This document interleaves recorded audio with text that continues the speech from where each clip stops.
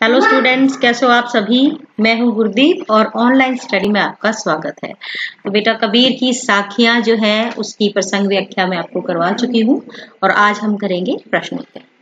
तो आपका साखियां जो है इसमें से आपका पहला प्रश्न है बेटा, मानसरोवर से कवि का क्या अभिप्राय है। अभिप्राय होता है मतलब। ये मानसरोवर जो शब्द यूज किया है कवि ने अपने दोहे में, तो उसका अर्थ क्या है। तो इसका उत्तर है बेटा, मानसरोवर से कवि का अभिप्राय हृदय रूपी तालाब से है जो हमारे मन में स्थित है। किससे है? हृदय रूपी तालाब, जो है ना, जो हृदय रूपी तालाब जो कि परमात्मा, जिसमें कि हंस जो है क्रीड़ा करते थे। ठीक है, तो बस हृदय रूपी तालाब, बस इतना ही आपको पता होना चाहिए। आगे है, कवि ने सच्चे प्रेमी की क्या कसौटी बताई है। कि एक सच्चा प्रेमी कैसे पता चले कि एक सच्चा प्रेमी है। कसौटी होता है कि जब हम कुछ तर्क के आधार पर किसी को परखना शुरू कर देते हैं और फिर देखते हैं कि भाई ये खरा उतरता है कि नहीं उतरता, तो उसे हम कसौटी कहते हैं। कवि के अनुसार सच्चे प्रेमी की कसौटी यह है कि उसमें मिलने पर मन की सारी मलिनता नष्ट हो जाती है, पाप धुल जाते हैं और सद्भावनाएं जागृत हो जाती है। तो बेटा सच्चा प्रेमी कैसा होता है कि जिससे मिलकर मन में सारी जो मलिनता है, बुराइयां हैं, गंदगी है, वो सब नष्ट हो जाए और हमारे सारे पाप धुल जाएं और हमारे अंदर सद्भावना, मतलब कि सभी मानवों के प्रति, जो मानव जाति है, चाहे जो भी जीव जंतु, पहाड़, नदियां, प्रकृति के प्रति प्रेम है, तो ये सारी चीजें जब पैदा होती हैं किसी से मिलके, तो वही सच्चा प्रेमी होता है। तो यहाँ सच्चा प्रेमी जो है बेटा, ऐसा तो भगवान ही हो सकता है। तीसरे दोहे में कवि ने किस प्रकार के ज्ञान को महत्व दिया है। तो तीसरे दोहे में कवि ने अनुभव से प्राप्त ज्ञान को महत्व दिया है। अगर हम कबीर की बात करें तो उनका जो ज्ञान है बेटा, वो अनुभव से ही प्राप्त है। उन्होंने किसी ग्रंथ के रटे रटाए शब्दों का इस्तेमाल नहीं किया। जो उन्हें खुद का अनुभव हुआ है, स्वयं उन्हें अनुभव प्राप्त हुआ है, वही उन्होंने अपनी दोहे और शब्दों में दिया है। चौथा प्रश्न है बेटा आपका, इस संसार में सच्चा संत कौन कहलाता है। तो कौन है बेटा सच्चा संत? इस संसार में सच्चा संत वह है जो सांप्रदायिक भेदभाव, तर्क वितर्क और वैर विरोध के झगड़े में न पड़कर निश्चल भाव से प्रभु की भक्ति में लीन रहता है। लीन क्या होता है? मस्त रहना। इस संसार में सच्चा संत कौन है? जो सांप्रदायिक भेदभाव, तर्क वितर्क, वैर विरोध और जो बिल्कुल निश्चल रहता है, जिसके मन में कोई छल कपट ना हो, वही सच्चे और जो प्रभु की भक्ति में लीन हो, वही सच्चा संत है। अंतिम दो दोहों के माध्यम से कबीर ने किस तरह की संकीर्णता की ओर संकेत किया है। संकीर्णता क्या होता है बेटा? संकीर्ण होता है कुंद, टाइट, संकर रास्ता। संकरा मतलब भीड़ा, जिसको हम कहते हैं ना, टाइट जो होता है, उसे कहते हैं। अंतिम दो दोहों के माध्यम से कबीर ने निम्नलिखित संकीर्णताओं की ओर संकेत किया है। क, अपने अपने मत को श्रेष्ठ मानने की संकीर्णता और दूसरे के धर्म की निंदा करने की संकीर्णता। और इसका क्या मतलब बेटा कि भाई मेरा जो हिंदू धर्म है बस वही महान है, बाकी सब तो बेकार है। या अगर मुसलमान ये सोचे कि भाई मुस्लिम जो धर्म है बस वही महान है, बाकी सब धर्म बेकार है। ईसाई धर्म महान है, बाकी सब धर्म बेकार है। तो सभी लोग जो अपने अपने धर्मों के लोग हैं वो अक्सर ऐसा ही सोचते हैं। तो ये क्या है बेटा? ये संकीर्णता है, ये धार्मिक संकीर्णता है कि हम अपने आप को तो श्रेष्ठ मान रहे हैं लेकिन दूसरे की हम निंदा करते हैं। बल्कि होना ये चाहिए कि ठीक है भाई, हमारा धर्म अच्छा है लेकिन आपका धर्म भी अच्छा है। ख है बेटा, ऊंचे कुल के अहंकार में जीने की संकीर्णता, है ना। कबीर कहते हैं ना, ऊंचे कुल का जन्म जे करनी ऊंच ना हुई। तो बस वो वही वाली बात हो जाती है ना। तो ये भी एक संकीर्णता है कि जी अब तो अगर मैं बुरे काम भी करूंगा तो भी मैं महान ही कहलाऊंगा। क्यों? क्योंकि मेरा कुल है जो ऊंचा है। तो ये एक अपने आप में संकीर्ण भावना है, एक अहंकार है कि आप ऊंचे कुल में आपका जन्म हुआ है। जबकि ऊंचा कुल होने से मायने नहीं कोई होते, अगर आप किसी भी कुल में, चाहे वो ऊंचा है या दुनियादारी की नजर में वो नीचा है, पर अगर आपकी करनी, अगर आपके कर्म अच्छे हैं तो वही आपको महान बना देते हैं। इसमें कुल का कोई रोल नहीं रहता। 6वां है बेटा आपका प्रश्न, किसी भी व्यक्ति की पहचान उसके कुल से होती है या उसके कर्मों से? तर्क सहित उत्तर दीजिए। अभी जो मैंने आपको ऊपर बात की है, किसी भी व्यक्ति की पहचान उसके कर्मों से होती है। आज तक हजारों राजा पैदा हुए और मर गए, परंतु लोग जिन्हें जानते हैं वे राम, कृष्ण, बुद्ध, महावीर आदि हैं। इन्हें इसलिए जाना गया क्योंकि ये केवल कुल से ऊंचे नहीं थे, बल्कि इन्होंने ऊंचे कर्म भी किए थे। इसके विपरीत कबीर, सूर, तुलसी बहुत सामान्य घरों से थे। इन्हें बचपन में ठोकरें भी खानी पड़ी थी, परंतु फिर भी वे अपने श्रेष्ठ कर्मों के आधार पर संसार भर में प्रसिद्ध हो गए। इसीलिए हम कह सकते हैं कि महत्व ऊंचे कर्मों का है, ना कि कुल का। देखिए, ऊंचे कुल में रहकर भी कुछ ऊंची करनी करते हैं। अब राम हुए हैं, कृष्ण हुए हैं, बुद्ध हुए हैं, महावीर, इनका संबंध राजघराने से था, लेकिन उन्होंने कर्म भी अच्छे किए तो ये जाने गए। लेकिन इसके विपरीत अगर हम कबीर की बात करें, जयसी की बात करें, तुलसी की बात करें, तो इनकी जो बैकग्राउंड है ये फाइनेंशियली भी बहुत स्ट्रांग नहीं थे। और कबीर की बात करें तो जुलाहा जाति से नहीं माना जाता था। ठीक है, और तो मतलब ये सारी चीजें क्या है कि ये जो इतने महान कवि हुए हैं, ये इनका कुल कोई ऊंचा नहीं था, लेकिन आज इन्हें सब जानते हैं। और राजा महाराजा इतने हुए, उनको कोई नहीं जानता। क्यों? क्योंकि ठीक है, वो राजा ऊंचे कुल में पैदा हो गए, अपना जीवन बिताया और वो मर गए। इन्होंने ऐसा कोई काम नहीं किया कि दुनिया उन्हें याद रखे। तो इसीलिए जो पहचान है बेटा, वो असली कुल से नहीं होती, कर्मों से होती है। आगे है, काव्य सौंदर्य स्पष्ट कीजिए। काव्य सौंदर्य क्या होता है बेटा? कि कविता में क्या खूबसूरत है, कविता की क्या विशेषताएं है।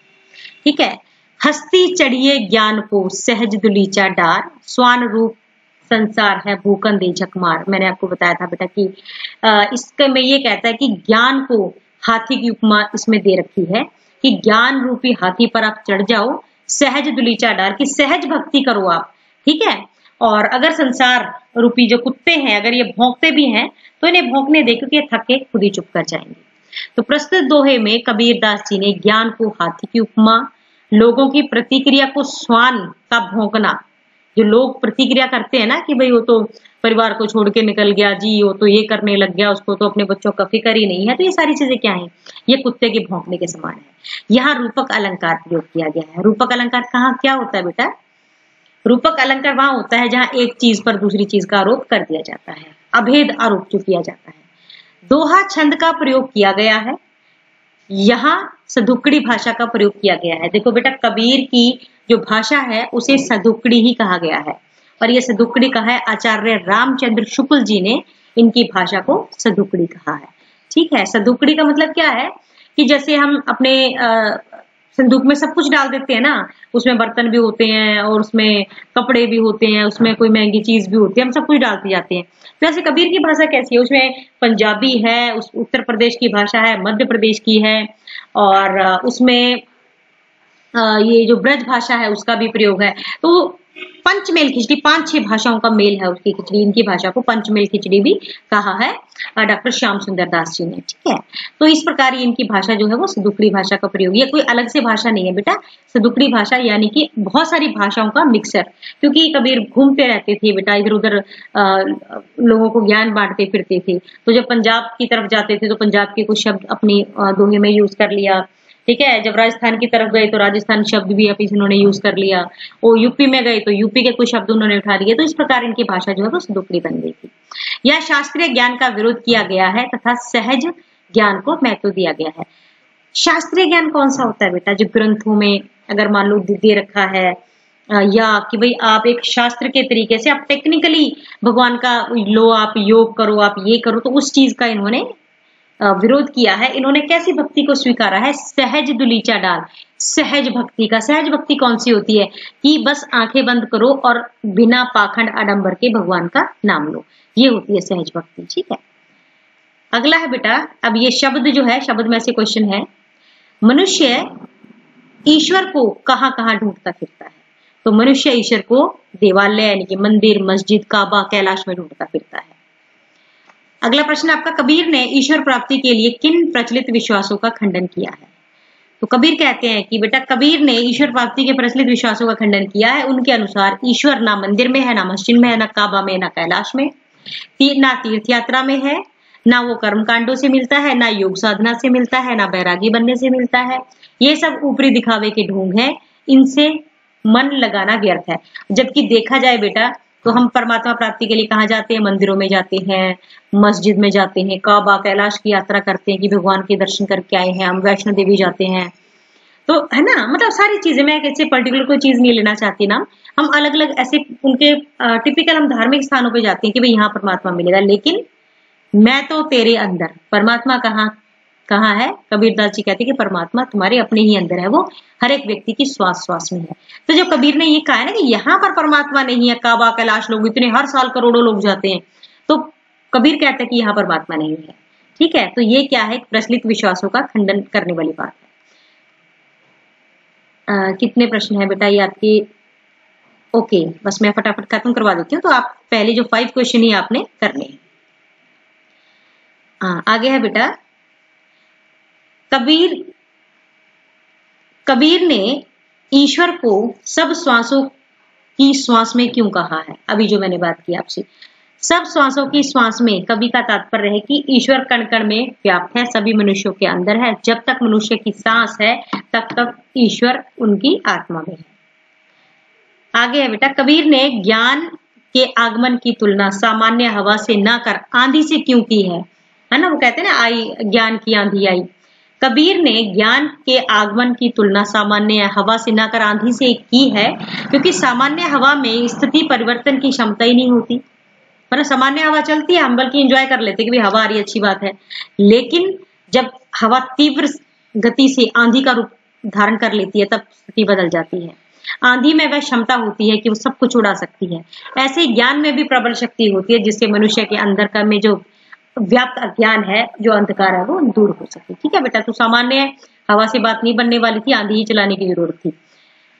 ज्ञान की आंधी का भक्त के जीवन पर क्या प्रभाव पड़ता है? ज्ञान की आंधी का मनुष्य के जीवन पर यह प्रभाव पड़ता है कि उसकी सारी शंकाएं, अज्ञानता का नाश हो जाता है, वह मोह माया के संसारिक बंधनों से मुक्त हो जाता है, मन पवित्र तथा निश्चल होकर प्रभु भक्ति में तल्लीन हो जाता। तल्लीन मतलब मगन हो जाता है। अब है बेटा, भाव स्पष्ट करें। हिति चित्त की द्वैथूनी गिरानी मोह बलिंडा टूटा। इसका अर्थ है कि यह ज्ञान की आंधी के कारण मनुष्य के मन पर पड़े प्रभाव के फलस्वरूप मनुष्य के स्वार्थ रूपी दोनों खंभे टूट गए हैं, मोह रूपी बल्ली भी गिर गई है, इससे कामना रूपी छप्पर नीचे गिर गया है, उसके मन की बुराइयां नष्ट हो गई हैं और उसका सब जो मन है वो साफ हो गया है। दूसरा है, आंधी पीछे जो जल बूठा प्रेम हरिजन भीना। मतलब ज्ञान रूपी आंधी के बाद जब बारिश होती है, यानी कि प्रभु भक्ति रूपी जल की जो वर्षा होती है, उसमें प्रेम में हरि के सब भक्त भीग जाते हैं। उसमें जो भक्त हैं वो सब भीग जाते हैं, आनंद उठाते हैं प्रभु भक्ति का, अर्थात ज्ञान की प्राप्ति के बाद मन शुद्ध हो जाता है।